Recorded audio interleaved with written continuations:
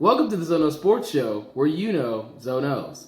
College football, the opening weekend was this weekend, and of course, there were a number of big games. The one thing that surprised me about this weekend is the Big Ten struggled. You know, traditionally, opening weekend, they take care of business, unless it's against a top 5 opponent. However, Ohio State, we know they're going to roll every weekend. Drop 77 on Ohio State. Michigan State, they looked a step slow against Utah State, who is a lower tier team from the Mountain West Conference. For them to barely escape 38-31 worries me. I think that defense really needs to tighten up some of the holes that they have in it. Looked like they really couldn't handle the spread offense, fast up-tempo attack. So I look forward to seeing how they do against teams like Ohio State, Michigan.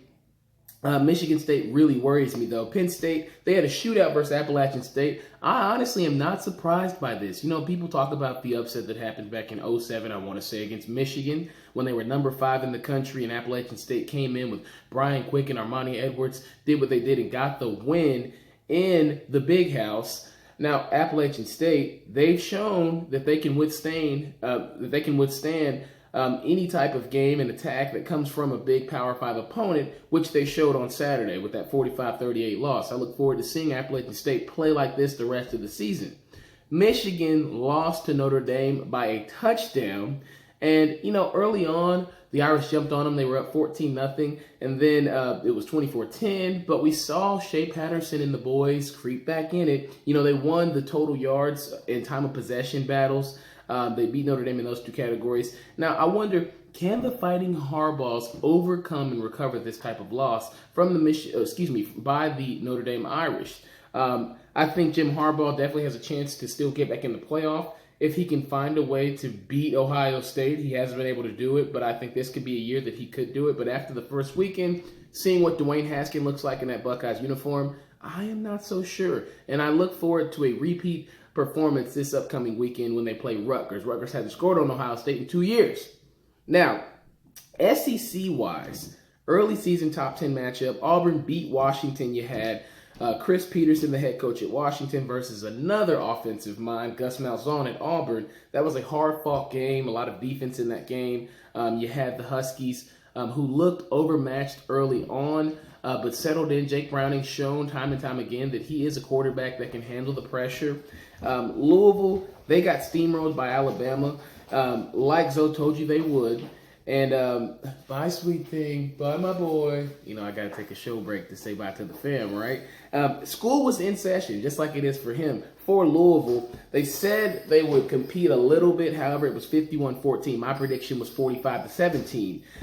Tua Tagovailoa, he was 12 for 16, 227 yards, 2 TDs. Jalen Hurts, 5 for 9, 70 yards. The story, though, about this Alabama versus Louisville contest, which it really wasn't a contest, it was more so like a glorified scrimmage, because evidently I heard that Louisville accepted $2 million to play this game in the first place. Now, let me get into this first. I don't like them accepting $2 million to play Alabama because you're supposed to be a top-tier program. You're an ACC program. You don't take $2 million, and maybe I should check deeper into the details. I'm just telling you what the news is. You don't take $2 million if you're the University of Louisville and you just had a Heisman winner leave your school. There's no way you accept that type of money. You take that beat down for free because you should consider yourself on the level of Alabama. Now, I understand this deal was put in place by Tom Jurich a few years ago to even have this game, so maybe that was part of the motivation for it because of Alabama's sustained dominance back then. However, there's no way if you're the University of Louisville and you had a Heisman winner within the past 2-3 years that you accept $2 million to play Alabama. I don't care how good they are. So, little sad about that. However, the story post-game was Nick Saban's comments to Maria Taylor, sideline reporter for ESPN, who before the game asked him about his quarterback situation. After the game, she asked him in post-game, hey, coach, based on what you've seen, who do you think would be the best fit for you going forward based on what you've seen? Nick Saban responds essentially with, you guys continue to ask me these questions. You asked me this question before. You keep asking, and I haven't given an answer. I'm not going to give one, so quit asking. I didn't like this response because Nick Saban, it's the lady's job to ask you these questions. Everybody in America wants to know who you're going to select as your starting quarterback going forward. So for you to give a response that's insensitive, disingenuous, and not necessarily transparent makes me kind of look at you and scoff because Honestly, Nick Saban, we all know that Tua is going to be the starter. We just want to get you to give us some type of solidified statement that says this is who I'm rolling with. And I don't think it's fair to Jalen Hurts or Tua Tagovailoa to not name a starter when internally they all know who the starter is. Now, if you're trying to say that since they know internally what it is, then it's fine, okay, whatever. But there's a better way that you can respond to Maria Taylor with, we're still evaluating. This was a great game. Both of my quarterbacks, I feel like they played well. We're going to continue to see going forward who gives us the best chance to win. Simple, short, to the point, move to the next question. Not quit asking. We're going to keep asking because we saw a guy who was 26-2 get replaced by a freshman in the national championship, and we saw that freshman come in and ball. So why would we sit here and not be led to the assumption that Tua is not your starter? I'm just saying, be a little bit more sensitive to reporters when they're asking you about the situation because you haven't given us an answer.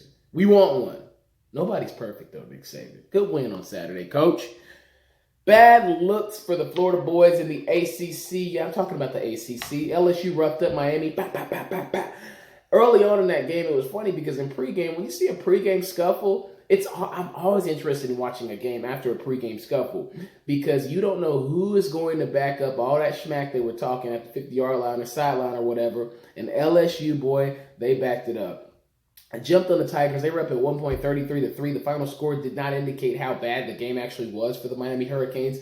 Mark Richt, it is time for a new QB. Malik Rozier looked bad in this game. Didn't look like a confident quarterback until later on in the game. For you to be a senior, Malik Rozier, you would think that you have a little bit more confidence back there after the season you had last year. It looks like that turnover chain mystique has died down a little bit because after a first game performance like that, I don't know how you rally around your team and say, hey, we're going to have success this year. LSU, the defense just looked much faster. They looked poised.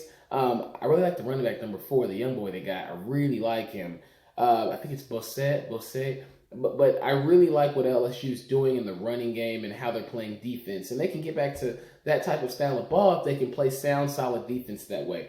That LSU-Alabama game will be something great to watch. LSU jumped up to number 11, and we saw Virginia Tech jump up to number 12 after their win on Monday night where they beamer-balled Florida State to death, 24-3.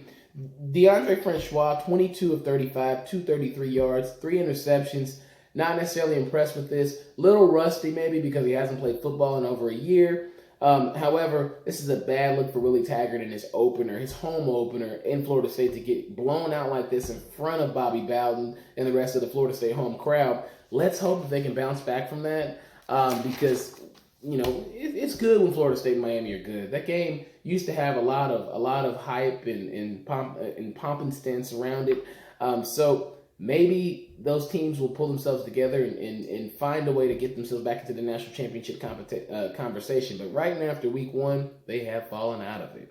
Spotlight games for week 2, Georgia versus South Carolina. Georgia will march into the Gamecock Stadium and have to take on them. I think that Georgia is a much better team. Jake Bentley, I think he's risky with the ball, turns it over sometimes to me. That's what I saw last year. Can't really say that I'm super impressed when you play Austin Peay for Georgia or South Carolina when you play Coastal Carolina. However, this will be a fun matchup to watch. Clemson versus Texas A&M. This game will be interesting because Jimbo Fisher, the new head coach at Texas A&M, actually has plenty of experience coaching against Dabo Swinney when he was with the Florida State Seminoles. Clemson, they've got Kelly Bryant at quarterback, and I don't know how it's going to work. I know this D line for Clemson, they're phenomenal. With Christian Wilkins leading the way, I don't know how they're going to fare going into an environment like the home of the 12th man this early in the season. This isn't a Kevin Sumlin style offense anymore, but they're going to throw it around still. They're going to use tight ends. Jimbo Fisher is going to find a way to beat Clemson. Now, can he take that SEC talent?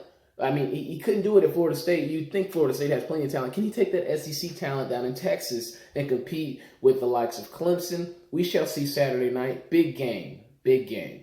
Tennis-wise, Rafael Nadal made sure that he got to the U.S. Open semifinals last night with his win. That took 4 hours and 49 minutes. And then Serena was able to reach the U.S. Open semifinals. We'll see what she does. everybody thinks that she can't get that next major right about now. Not yet. Serena's going to get it done. I think she wins the U.S. Open. And also Nadal. Federer got knocked out by a no-name in the round of 16. So I think that we may be seeing Roger Federer fade a little bit. People said that about Nadal before too. So I'm not going to sit here and question the man's talent like that, but I'm just saying what I'm saying. NFL Week 1 has some people riled up, right? People are ready for NFL football. People are ready for that stuff. Eagles versus Falcons on Thursday night. Carson Wentz has not been cleared for contact, which I totally understand when you have the injury, the severity of the torn ACL, and he's a championship-style quarterback because, yeah, he didn't play in that Super Bowl, but let's not forget, this man won, 4 straight national championships in college? So then he comes to the NFL and has an opportunity to win a championship in the NFL, a Super Bowl, which he technically already has when he played the duration of the season, for most of the season. Nick Foles will get the start against the Falcons. They're saying from Atlanta to Atlanta because the Super Bowl is in Atlanta, right? We'll see if the Eagles can get it done. Doug Peterson's going to have a lot on his plate this year, managing that offense with Nick Foles. I don't think Nick Foles plays well out of the gate. I think he will struggle Thursday night and the first few games going forward, and I think they'll feel hard-pressed and pressured to put Carson Wentz back into the lineup. That's just how I'm feeling. I think Nick Foles is a great relief pitcher, but it's kind of like when you take those relief pitchers or those closers and start them at the beginning of the game. That's not their style. That's not their forte. That's not when they typically do it. So I definitely think this will be something that we'll have to keep a close eye on. I know I'll be watching it. Steelers versus Browns. That will be an interesting game for me because there's no Le'Veon Bell, and the Browns have had so much hype throughout this preseason. They beat the Super Bowl champs a couple weeks ago.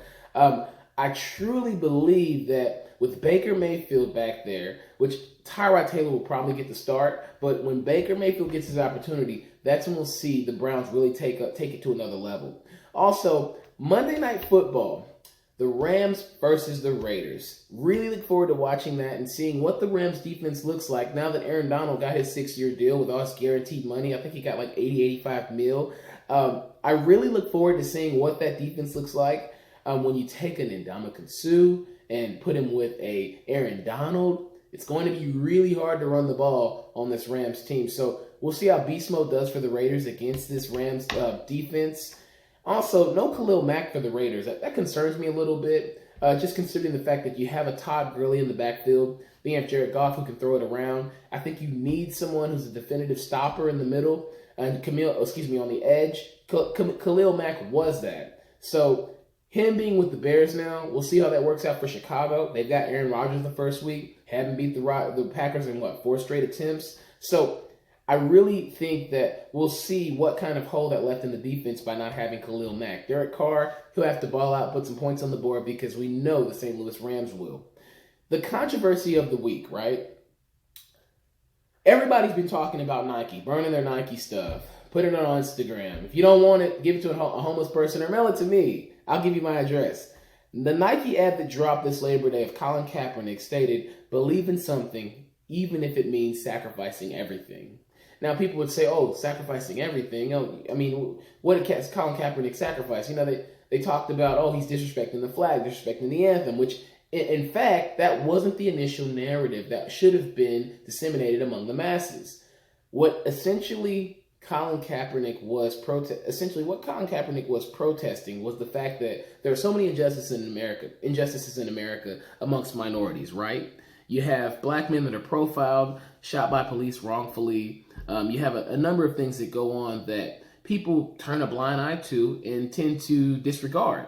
However, Colin Kaepernick took the knee so he could bring awareness to that. I know some people may say, oh, this guy was a bench-sitting quarterback. He was this, he was that. You know, Colin Kaepernick was a good quarterback. The man played in a Super Bowl. I'm not going to sit there and call a man a bench warmer, and he played in the Super Bowl in 2013.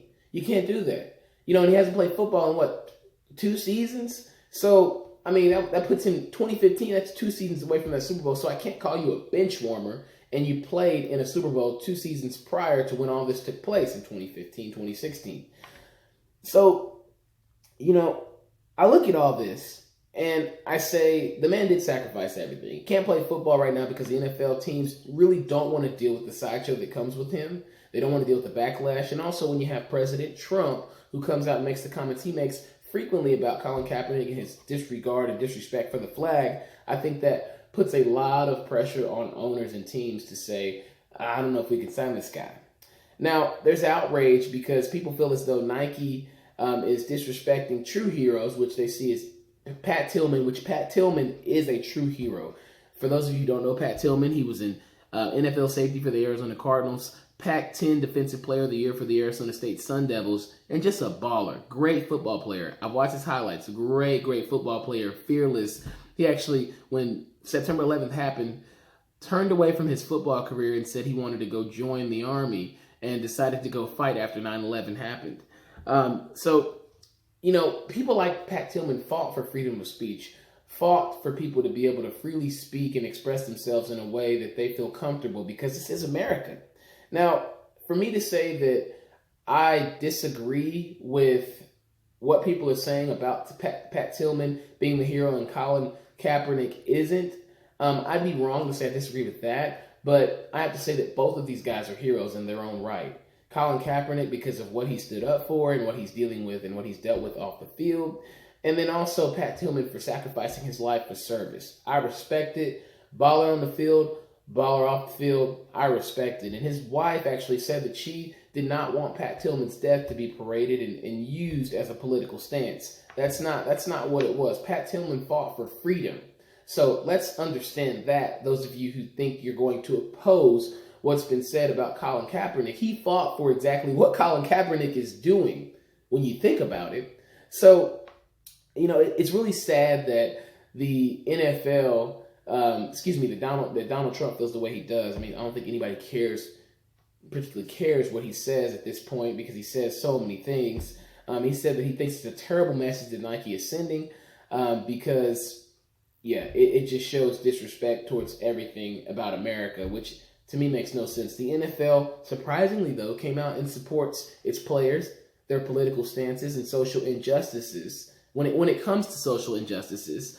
And they want to create an environment where people are free to speak and express themselves. So I really respect the NFL for making a positive statement like that and supporting players who may do things such as Colin Kaepernick, even though he is not in the NFL. And for those of you who are outraged about Nike supporting this man, then don't buy it. Because I'm going to still be wearing checks. I will still be wearing Air Maxes. I will still be wearing Kevin Durant shoes, LeBron shoes. I don't buy Jordans, they're too much. But I will still be wearing Nike regardless. So shout out to Colin Kaepernick for the Just Do It campaign, part of the 30th anniversary. I think he deserves it. And I think this will make the message even more clear, having people reiterate the fact that it's not about disrespecting the flag. It's about injustices in America for minorities. Keep that in mind. Don't twist the narrative. Keep that in mind. The WNBA, they have their finals set up. I look forward to watching the Washington Mystics versus the Seattle Storm. They both reached the WNBA Finals. You had Elena Delle Donne, who got hurt in that series against the Atlanta Dream, and she was able to come back and help her team get the win. But Tolliver was the star last night. And then the Seattle Storm, Sue Bird, was the star last night. She broke her nose, scored 14 points, but got it done in the fourth. They outscored the Mercury 35-21 or something like that.